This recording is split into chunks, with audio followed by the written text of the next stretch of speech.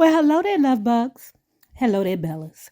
If you have not already done so, please remember to like, share to Facebook, subscribe, and visit uptopbeauty.com. And if you are not already a part of our book club, please hit the Patreon link below and or the join button here on the YouTube. And for a small monthly fee of $5, you babies, yes, you can be privy to all the shenanigans before the YouTube gets it, if the YouTube gets it. Now, let's continue talking about Richard Pryor, prior convictions, and other life sentences.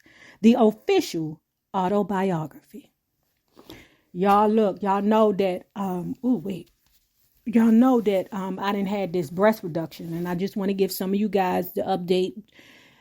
Child, listen. Oh God. Okay, so I'm recovering well. Everything looks good. I just found out that I had tons of fibroidal tissue in my boobies. I didn't know that. I mean, good gracious. But anyway, I'm glad he got all that mess out. It was benign, guys, so no worries. But it's just scary to think that that's something that could be or could have been a concern, and I was carrying it around all that time. But anyway, y'all, let's get to this book. As with so many ideas hatched in living rooms beneath clouds of dope smoke, mine sounded crazy but brilliant. Instead of a television show, I was going to make a movie. I'd write, direct, produce, and star. Since Hollywood wasn't overflowing with opportunities for Black actors, Paul and I would create our own opportunities. Yes. It sounded so simple that it seemed possible. We'll get our friends together and do it, I said. Where we're getting the money from, he asked. Me, I said. I'll put it up. I'll produce. Who's going to direct? Me? Oh, Lord, that sounded a mess. How you going to stay sober enough to direct Richard Pryor? Who's going to be in it? Everybody we know. Oh, shit. We began shooting Bon Appetit in March 1969. Penelope Spheris, a successful director, now was the camera operator because she had gone to film school, but that's as much legitimacy as the film had. The picture opened with a Black maid having her kitten eaten at the breakfast table by a wealthy white man who owned a house where she worked. Wait a minute. Hold on. Richard Pryor's doing porn. This sounds like a porn. How you going to open the movie with the bull? How you going to open the movie with that? Child, that wouldn't make it in. That sounds like something like Deep Throat. Y'all remember Deep Throat? The oldest porn in the United States of the world. Okay, child, and you ninjas, you old ninjas paid for it. Go to the movie theater, see Deep Throat. And that movie was what you thought it was. It was something else. Okay, yeah, it was a Deep Throat, all right. Okay, so anyway, the picture opened with a Black maid having her kitten eaten at the breakfast table by the wealthy white man who owned the house where she worked. Then a gang of Black Panthers types burst into the house and took him prisoner. As he was led away, the maid fixed her dress and called, "Bon appetit, baby." Lame. Thumbs down. I'm going to give that one 4 thumbs down. The rest of the movie, which was retitled The Trial, was a silly stab at a political statement. The Panthers held the guy in a basement and put him on trial for all the radical crimes in U.S. history. Black Caesar, Superfly, and Cleopatra Jones hadn't come out. I thought we were breaking new ground. But halfway through the editing process, we ran out of money. Let me tell you what they did, okay? The first thing that Richard Pryor did was he started borrowing money from shady characters, all right? Shady characters, you can't play with them. When they say pay me back my money, I mean for you to pay me back my money. All of a sudden, the film had got missing. What you thought, you can wallow in dirt and, lie down with dogs and you don't get up with fleas? No, ma'am. No, ma'am. The movie got missing. You know who got the movie. Eventually, I brought in a few more shady characters. Then there was a falling out. The unfinished print was stolen. I brought it back and then it disappeared again. It was a better story than the film itself. You hear them say he bought it back. So he knew that one of the shady characters was like, oh, you trying to be funny with us and our money? I'm going to steal it. So he had to go back to one of the shady characters and buy his film back from the shady characters. I bet you that was a lesson he learned. It was a better story than the film. One day, Paul saw the film advertised as a coming attraction at a downtown art house. After some investigation, I managed to reacquire the print, which still wasn't completed. In a last-ditch effort, I persuaded Bill Cosby to put up money for a final edit. Then he and I watched the final print. Bill Cosby sitting looking at the movie like something ain't right about this movie. This movie is weird. You want to know what ain't right about the movie, Billy Cosby? Soon as it opened up, it's a maid getting her pussycat eaten by some rich white man, and then the Black Panthers come in and kidnap him. That ain't crazy. That's crazy. That sounds like Hollywood Shuffle to me. I agreed the movie was strange, too strange, even for me. Despite the effort, I shelved the print and learned a lesson. To make a movie from start to finish, you need a good reason. I just ran out of good reasons. There was one successful production that summer. On July 16th, 1969, the day the Apollo 11 astronauts lifted off, Shelley gave birth to our daughter, Rain. Okay, so Shelley is Rain's mammy. Because I was like, is the other girl Rain mammy? And I follow her on Instagram too. I remember when she was on a sitcom. I forget the name of the sitcom, guys. If any of you guys remember the sitcom that Rain Pryor was on. God damn, I forget this sitcom. But anyway, she had like moderate success as an actress. She was the first of my 3 children to arrive when I was in a state where I could welcome her. Meaning he wasn't somewhere passed out in somebody's living room or alleyway or, some woman's vagina, if you know what I'm saying. I didn't know anyone more aware of their image than Billy D. Williams, who I met on the TV pilot Carter's Army, suave and handsome. Let me start over. I didn't know anyone more aware of their image than Billy D. Williams, who I met on the TV pilot Carter's Army, suave and handsome. He was also very serious about his career and what people thought of him. Mooney and I played poker at his house, but he didn't like hanging out with us anywhere else. That's because you niggas wasn't good enough. Now, we remember, did I speak of this when I did the Billy D. Williams Unsung? But one of their daughters, or Billy D. Williams' daughter, had said that he and his wife would have poker parties at their house for hours and hours, right? Richard Pryor say Billy D. Williams didn't want to be a part of all the shenanigans of Paul Mooney and Richard Pryor, because he old classic ninja. Okay, I don't care what you do. All right, this man is in Lady Sings the Blues. He don't have time for you. I mean, well, is he in Lady Sings the Blues yet? I don't know, but he ain't got time for you ninjas. Child, so anyway, let me explain you these other people that he started messing with, right? He was messing with this dude, Dirty Dick. Now, we remember Dirty Dicks from the previous chapters. He was, one of the people that supplied him his goodie bag, right? So what happened was Paul Mooney had bought Richard Pryor a squirrel monkey, okay? The squirrel monkey's name was Boyfriend, okay?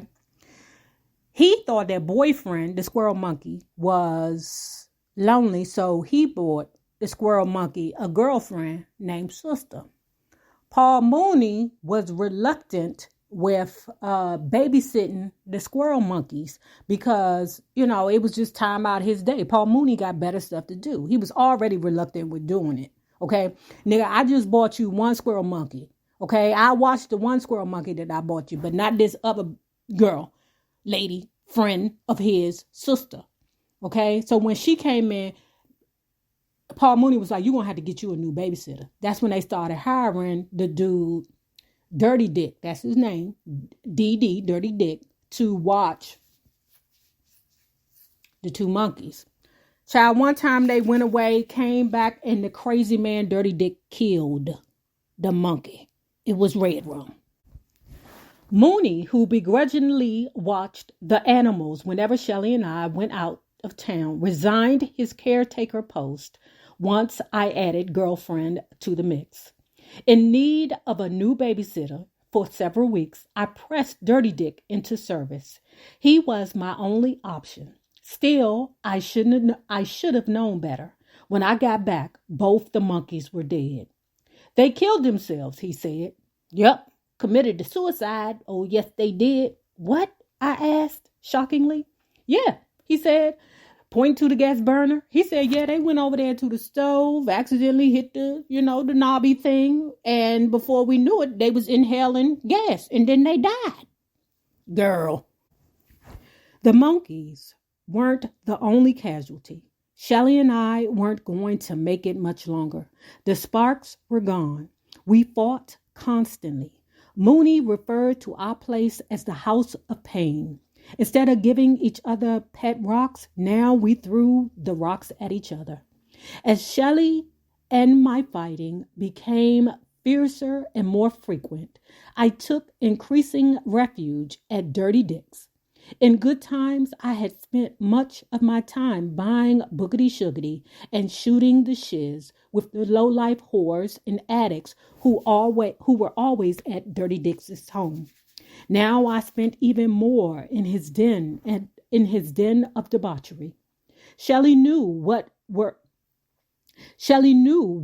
on up there. She hated Dick, and she hated how much I spent hiding out with him. Periodically, she threatened to follow me to the house, go there with me, participate in the games, but I kept it off limits. The place was too nasty for her. It was also my place. Okay, so what he's doing is playing my game, reverse psychology. Yeah, come on down. Yeah, girl, yeah, but it's a nasty place. Yeah, you can come on down. You can hang out with the low lives and the thugs and the whores and all that. Making it sound like it's bad so Shelley won't want to go. Okay. Didn't work though. I didn't want to spend time with my family. Didn't want to spend time with myself. Didn't want to spend time. Wanted to buy me some time. I will, I said. Just give me one more night. I need one more night. Goodrich, she said. Why'd she believe me? You think she believed me? She believed me. One more night turned into dozens more. Couldn't help myself. Like Rick Fox, child. Like Red Fox said, I was a junkie.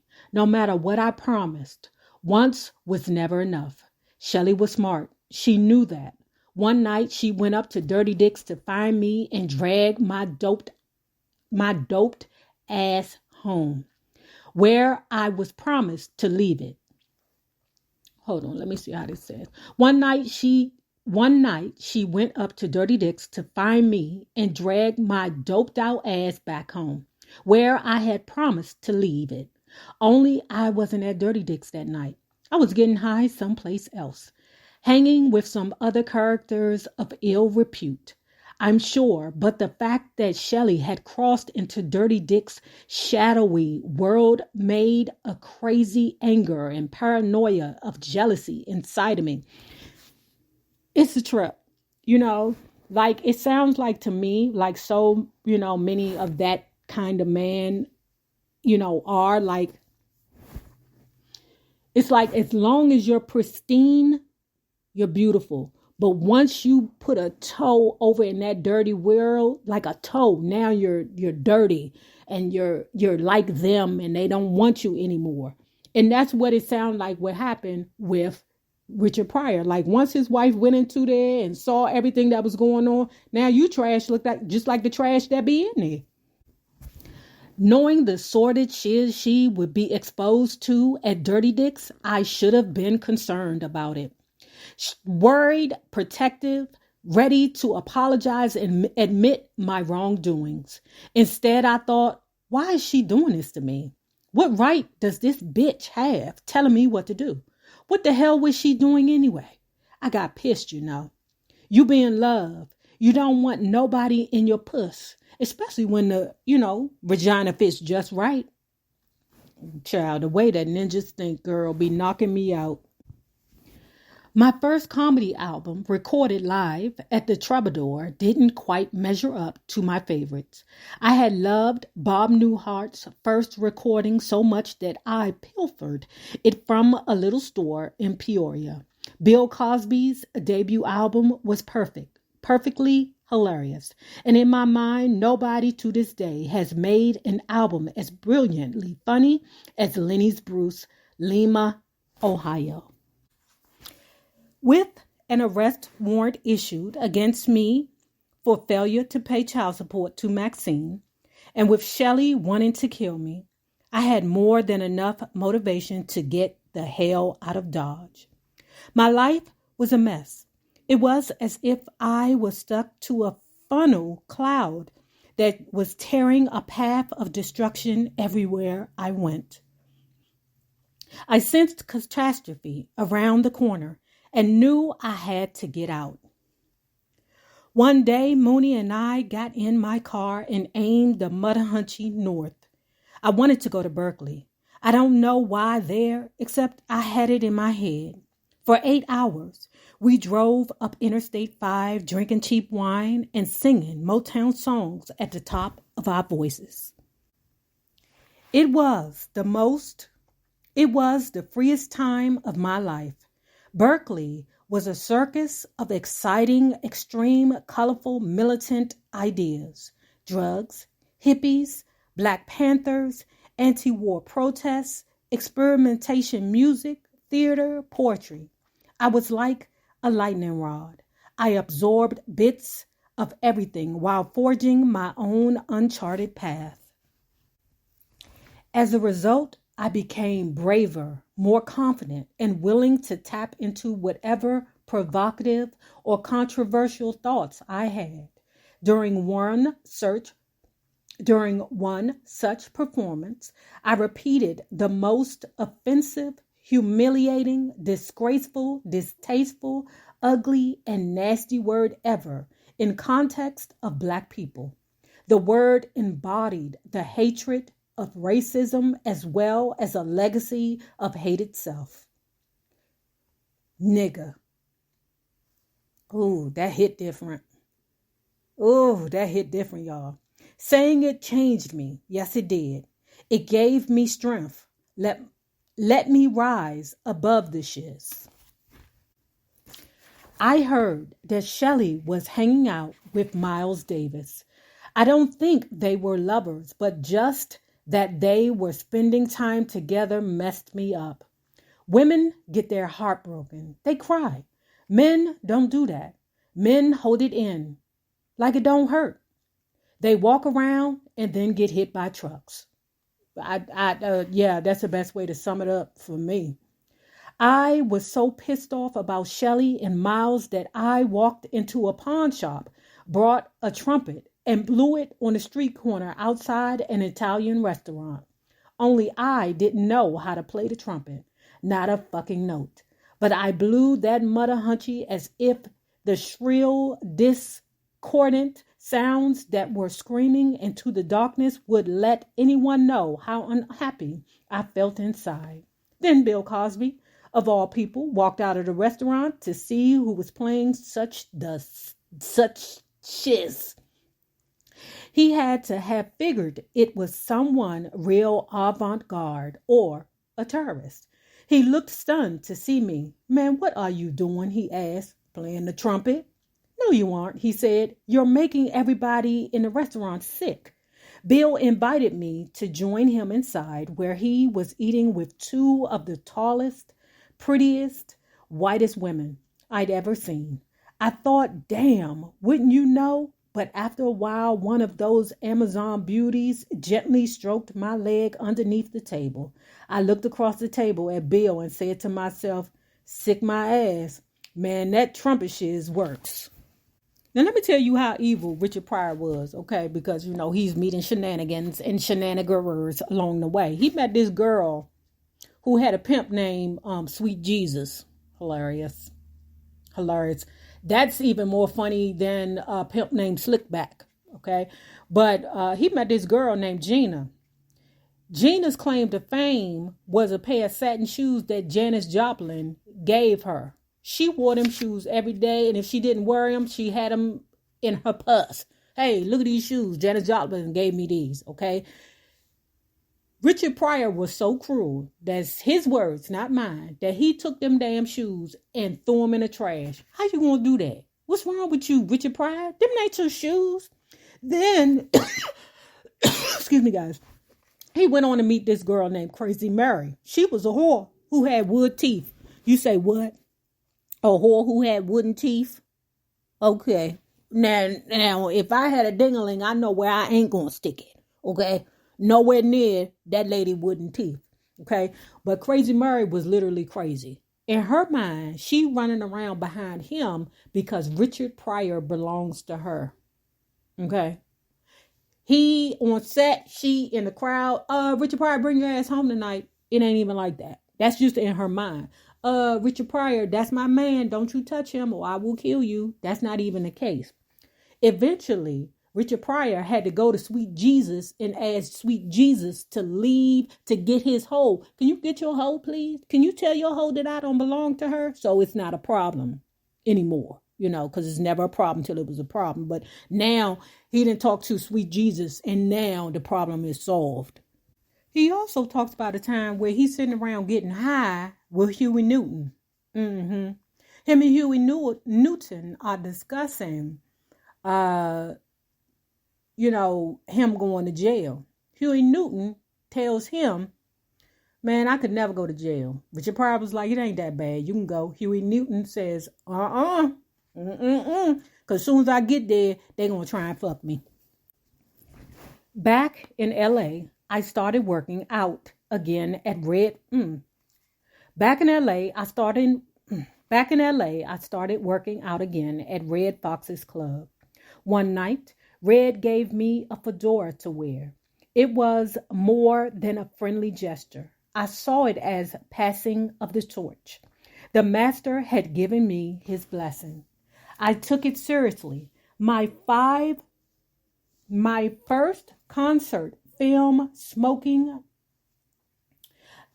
I took it seriously. My first concert film, Smoking, filmed at the Improv in New York in April 1971, contained new bits like Black Cat with neat hair, Colored Guys Have Big Ones, and Dracula and the Brother.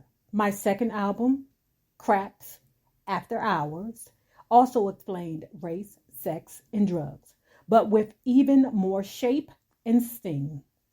I knew routines dealing with getting high, effed my wife's girlfriend, and rednecks looking for Pustanka were different from anyone else's.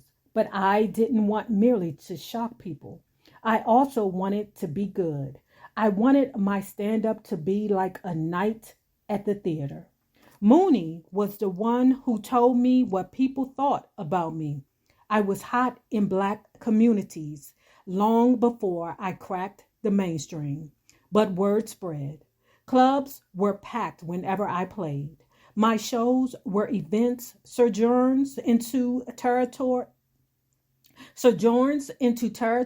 considered dangerous, taboo, and as all of us know, true to life. That's part of what made it so damn exciting. Me and the audience were breaking new ground. Now, if you have not already done so, please remember to like, share to Facebook, subscribe, and visit uptopbeauty.com. Let's remember this. The same people that you meet on the way up will always be the same people that you meet on the way down. My naysayers, my patron loves. You babies, have a good one. Peace.